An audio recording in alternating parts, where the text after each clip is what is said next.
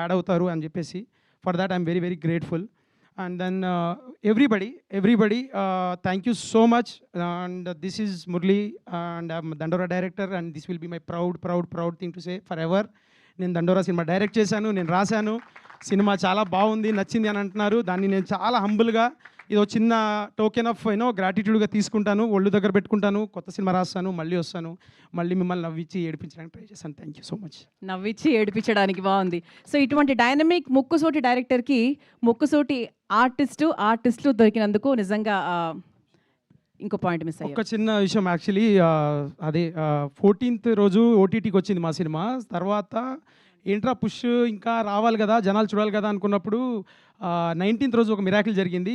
Exactly evening 6:30 టైంలో junior NTR అన్న తారక్ అన్న ట్వీట్ చేశాడు సినిమా గురించి. బ్లాస్ట్ ఇంకా అంటే వైల్డ్ ఫైర్ ఇంకా అంతే, ఇంకా అసలు అంటుకుందనమాట. ఆ తర్వాత నేను చాలా ఫేమస్ అయిపోయా, దాదాపు 1000 మంది ఫాలోవర్స్ వచ్చారు ఇన్స్టాగ్రామ్లో. నేను అనుకున్నా ఏం వర్క్ అవ్వకపోతే ఇన్ఫ్లుయెన్సర్ అయిపోతామేమోరా అని చెప్పేసి. సో అంతా చాలా చాలా థ్యాంక్స్ తారక్ అన్న. మీరు సినిమా చూసి ప్రతి ఒక్కళ్ళ పేర్లు గుర్తుపెట్టుకొని ఆ ట్వీట్ వేయడం అనేది మా లాంటి వాళ్ళకి ఎంత పెద్ద సపోర్ట్, ఎంత పెద్ద హెల్ప్ అనేది నేను ఇప్పటికీ మర్చిపోలేను. నేను ఆ రోడ్ మీద వెళ్తున్నప్పుడల్లా లైక్ మలబార్ గోల్డ్లో మీ యాడ్ చూస్తున్నప్పుడు మీరు కనిపించట్లేదు, నాకు ఒక హోపు దేవుడు కనిపిస్తున్నాడు. అంత పెద్ద విషయం అది మాకు.